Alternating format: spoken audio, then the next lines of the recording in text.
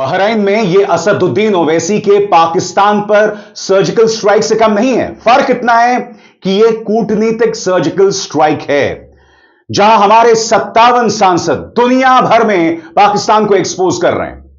और आप देख सकते हैं, शशि थरूर पहुंचे अमेरिका और सीधे पहुंचते हैं 9/11 मेमोरियल, और यहां पहुंचकर वो कहीं ना कहीं अमेरिका को आईना दिखा रहे हैं, क्योंकि आपने आतंकवाद का सामना किया था और भारत आज से नहीं 90 के दशक से इसका सामना कर रहा है। मकसद साफ है। ऑपरेशन सिंदूर के बाद भारत एकजुट होकर दुनिया को यह संदेश देना चाहता है कि एक आतंकवादी पाकिस्तान को एंटरटेन करना बंद कीजिए। Stop humouring a terrorist state which is Pakistan. यानी कि पाकिस्तान जो एक आतंकवादी देश है, तमाम देश जो हैं उसको संरक्षण देना, उसे बढ़ावा देना बंद करें। मगर शुरुआत में करना चाहूंगा असदुद्दीन ओवैसी से, और इससे पहले कि मैं आपको बताऊं कि उन्होंने किस तरह से पाकिस्तान पर बहरीन में कूटनीतिक सर्जिकल स्ट्राइक की है, मैं आपको बतलाना चाहूंगा कि जब से ऑपरेशन सिंदूर शुरू हुआ, याद कीजिएगा, असदुद्दीन ओवैसी तमाम भारतीय राजनेताओं में सबसे मुखर, सबसे जबरदस्त आवाज बनकर उभरे हैं। असदुद्दीन ओवैसी ने बहरीन को आईना दिखाया, कहा कि आप जो पाकिस्तान को पैसा देते हैं, पाकिस्तान उसी पैसे का इस्तेमाल भारत के खिलाफ आतंकवाद बढ़ाने में करता है। आतंकवादियों का भरण पोषण उसी पैसे से किया जा सकता है। बकौल असदुद्दीन ओवैसी, हम में मतभेद हैं मगर हम सब एक हैं और एकजुट होकर भारत की आवाज बुलंद कर रहे हैं।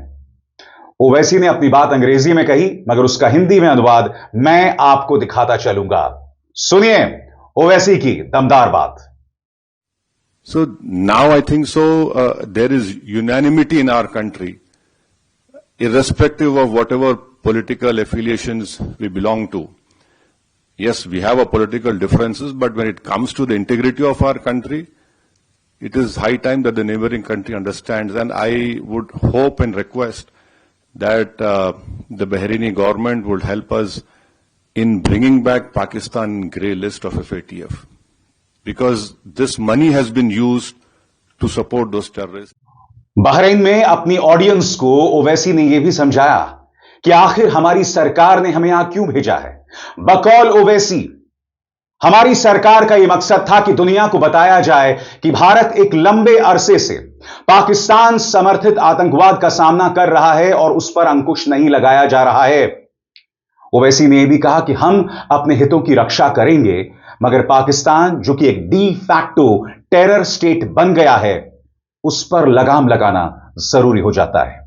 सुनिए ओवैसी क्या कह रहे हैं।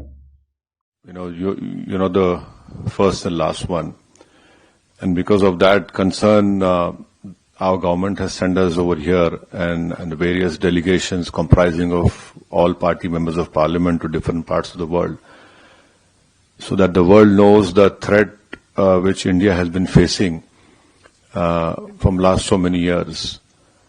And unfortunately, we have lost huge amount of human lives.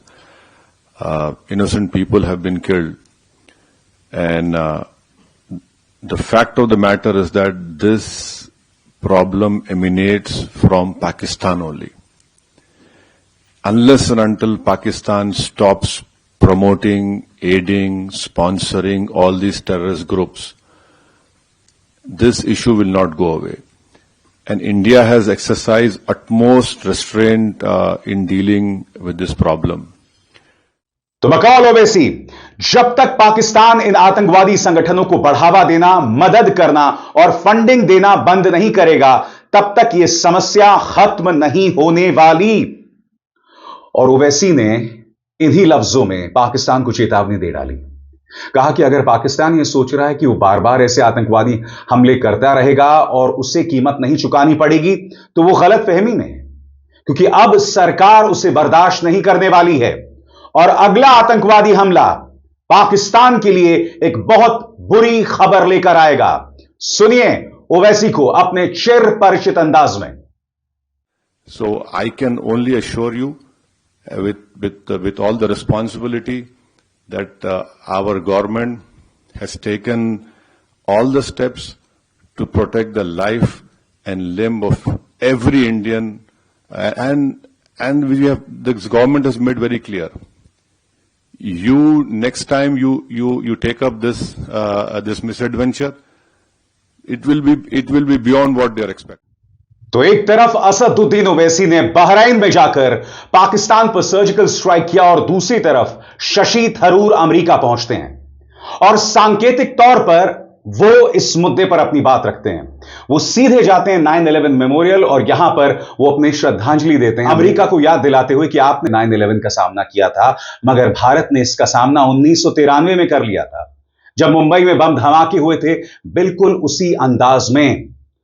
मगर कभी भी पश्चिमी देशों ने इसे गंभीरता से लिया नहीं। ओवैसी के बाद शशि थरूर ने सवाल पूछा कि आखिर क्या वजह है कि तमाम आतंकवादियों की ट्रेनिंग पाकिस्तान में होती है। वो कहीं ना कहीं इस बात की ओर भी इशारा कर रहे हैं कि 9/11 का जो गुनाहगार था उसामा बिन लादेन, वो कहां मिला? वो पाकिस्तान के एक मिलिट्री ट्रेनिंग सेंटर के पास अब्बोटाबाद में मिला। इसीलिए शशि थरूर कहते हैं, इन्हें शरण कहां मिलती है? इन्हें ट्रेनिंग, हथियार, पैसा और गाइडेंस कौन देता है जिससे ये इस तरह के खौफनाक हमले कर पाते हैं? सुनते हैं शशि थरूर को। Yes, perpetrators of terror should indeed be brought to justice, and we are not going to stop our hunt for those who did this latest atrocity. But we need to think about where these people are based, where they have safe havens, where they are trained, equipped, financed, guided, armed, and often directly directed to perpetrate these horrors. And they too should be accountable for what they have been doing. बकौल शशि थरूर, हमें पाकिस्तान से लड़ाई करने में कोई दिलचस्पी नहीं है। भारत का फोकस अपनी अर्थव्यवस्था पर है, मगर पाकिस्तान बार बार अपनी जलन के चलते भारत पर आतंकवादी हमले कराता है, क्योंकि पाकिस्तान को चाहिए कटोरा। बगैर इस कटोरे के पाकिस्तान जिंदा नहीं रह सकता। अभी हाल ही में IMF ने पाकिस्तान को पैसे दिए, उसके बगैर पाकिस्तान सड़क पर आ जाएगा। पाकिस्तान को कभी अमेरिका की मदद चाहिए तो कभी चीन की मदद चाहिए। इसीलिए शशि थरूर ने कहा कि भारत का फोकस अपनी अर्थव्यवस्था पर है, बाज आए Pakistan. As I say, only to send a message about terror. We are not interested, and we still remain absolutely clear that we are not interested in warfare with Pakistan. We would much rather be left alone to grow our economy and pull our people into the world that they're getting ready for in the 21st century. That the Pakistanis have. Sadly, we may be a status quo power, they are not. They are a revisionist power, they covet territory that India controls, and they want to have it at any price. And if they can't get it through conventional means, they're willing to get it through terrorism. That is not acceptable to us, and that's really the message that we are here to give all of us, all of you in this country and elsewhere. और आगे बढ़ने से पहले एक जरूरी संदेश। मेरे कार्यक्रमों के लिए आप नोटिफिकेशन का इंतजार मत कीजिए। मेरे चैनल में जाइए और खुद जाकर कार्यक्रम देखिए और रहिए अपडेटेड। और हां, ज्वाइन कीजिए मेरा चैनल, देखिए यह जरूरी संदेश।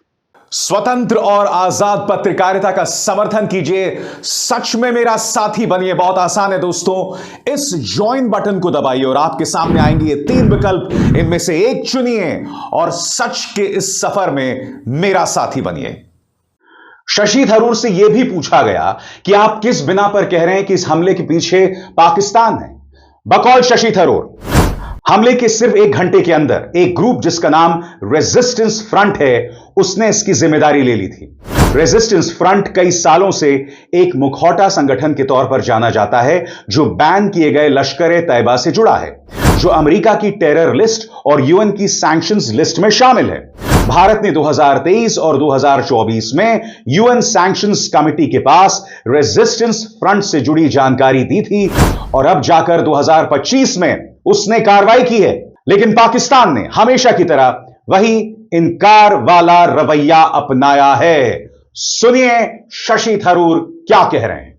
Sadly, had no reason to doubt where it came from, because within 1 hour of the atrocity, a group called the Resistance Front had claimed credit. The Resistance Front was known for some years to be a frontal organization of the banned, proscribed Lashkar-e-Taiba, which is on the US designated terror list as well as the UN sanctions committees. And India had gone to the UN Sanctions Committee with information about the resistance front in 2023 and in 24, and now sadly it had acted in 25. They repeated their claim the next day until, of course, global condemnation, I think, woke their handlers up to the dangers as represented, and then they deleted their claim on the third day. But by then, the claim had been made, recorded, registered and reported. और अब इनकार से बात नहीं चलेगा दोस्तों। और मैंने हर बार कहा है कि जब भारत एकजुट होकर अपनी बात रखता है तो दुनिया को सुनना पड़ता है। भारतीय जनता पार्टी के कुछ नेता जो इस प्रतिनिधिमंडल में शामिल हैं, उनसे मेरे मतभेद हो सकते हैं, मगर जब देश एकजुट होकर अपनी बात रखता है तो उसकी ताकत बढ़ जाती है।